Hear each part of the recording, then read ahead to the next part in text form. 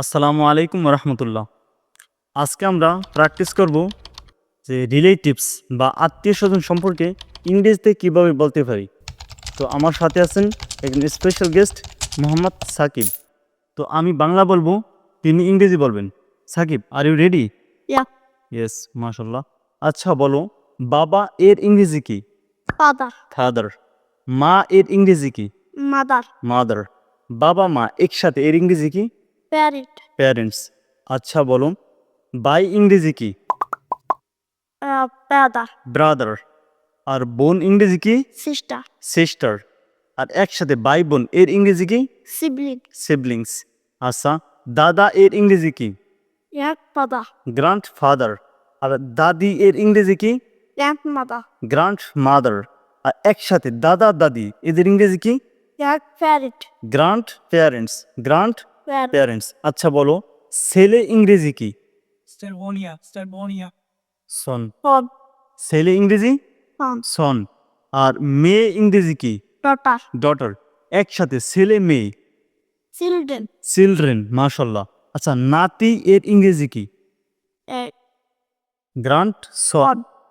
Grant Son. সন। আচ্ছা, আর নাতিন এর ইংরেজি কি? Granddaughter. Grant daughter. একসাথে নাতি নাতনি এর ইংরেজি কি? Grandchildren. Grant children. মাশাল্লাহ। আচ্ছা, এবার বলো, চাচা বা মামা এর ইংরেজি কি? Uncle.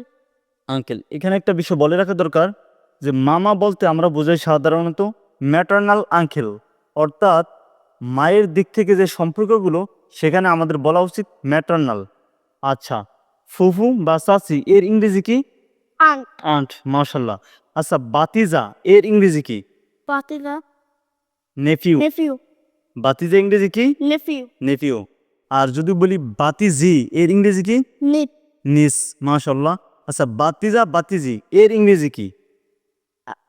নিবলিং। Sibling. নিবলিংস অর্থ কি? Batija. বাতিজা বাতিজি।